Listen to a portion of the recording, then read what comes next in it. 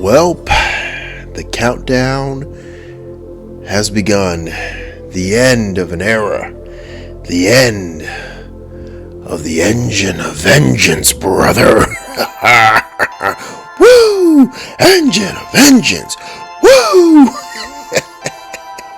Oh, man. And I just found it amusing that the failure of this project has nothing to do with us. You listening to this right now, this has nothing to do with you. This has everything to do with a bunch of people whose jobs should be in jeopardy, aka the Marvel Legends team from top to bottom. I've been saying this for the last couple of weeks. It looks like these are people that need to be fired. They need to lose their jobs. They need to bring in some fresh blood. And the reason being is this disaster that has unfolded in front of us. This saga is like it's a bad soap opera.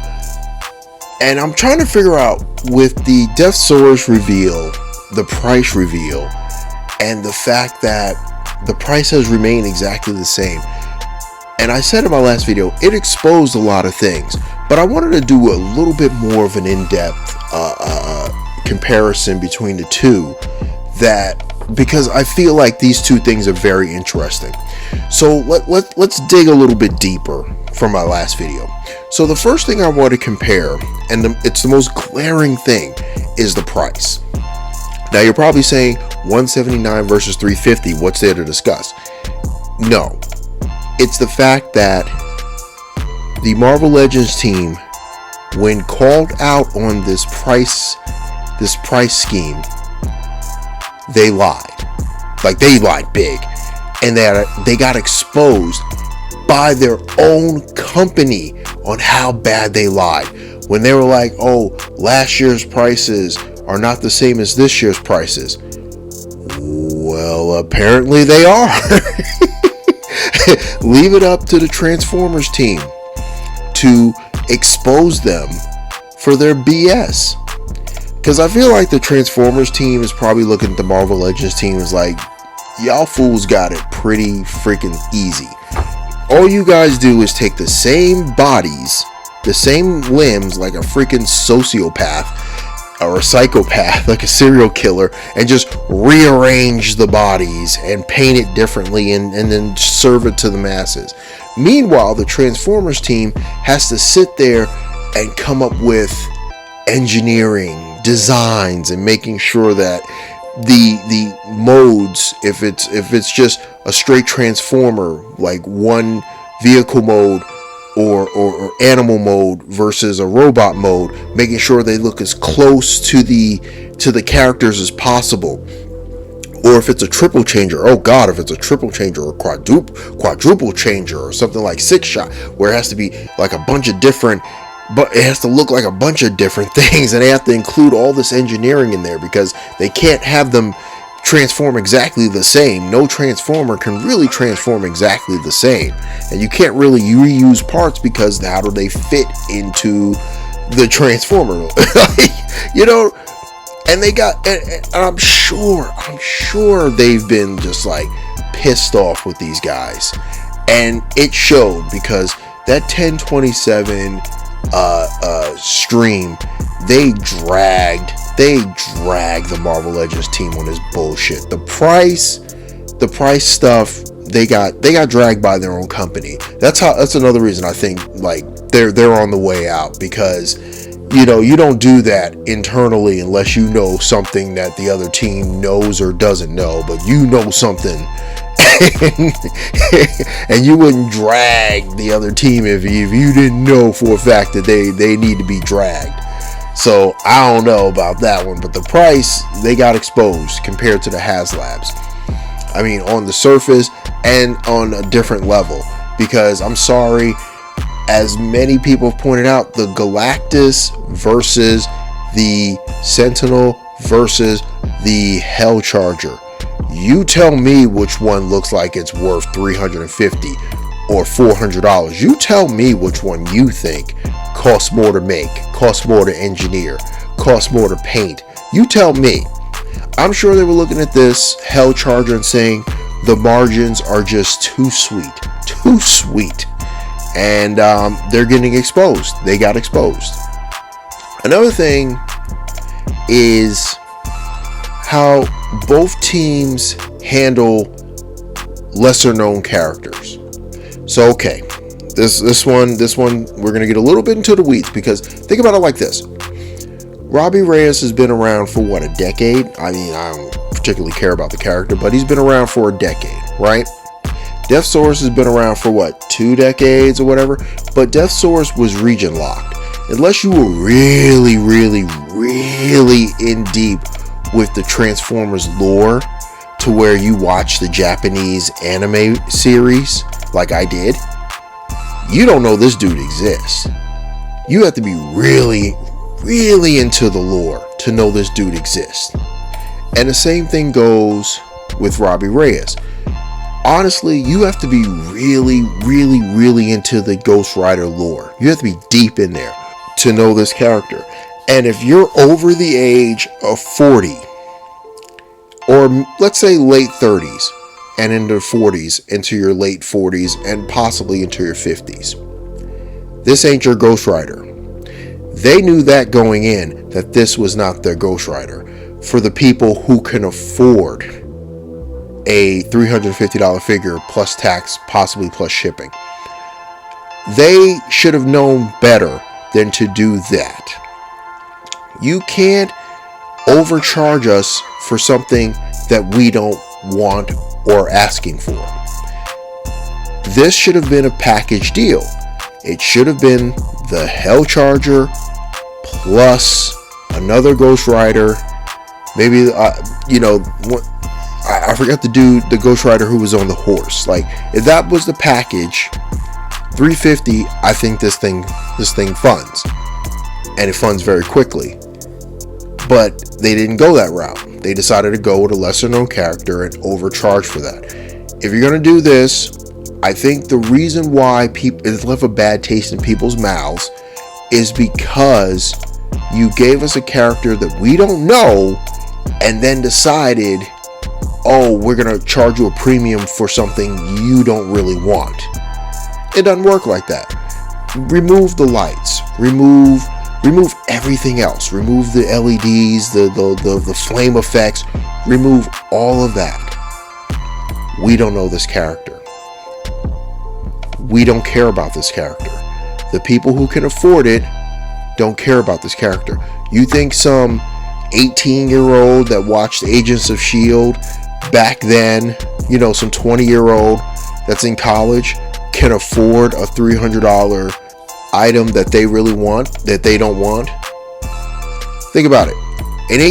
The people who grew up watching Agents of S.H.I.E.L.D. are now in like probably their mid-20s at the latest. These people are into PlayStation, Xbox, computer gaming. They're not going to buy this. So why would you gear this towards them? Another mistake you made. This is what I'm talking about. And then on top of that, and I think this is another big point, the constant reuse. Oh God, so much reuse inside a Haslab set. The reuse on the primary package. See, Galactus and the Sentinel, zero reuse. The regular size figures that were with them, reuse. Fine, fair. But Galactus, name one part on Galactus that's been reused. That's reuse. Name one part of the Sentinel that has been reused previously. Name it. You can't. So that's why those experiences are different. Your initial package with Robbie is basically a reuse of what? Long Shot or something I heard?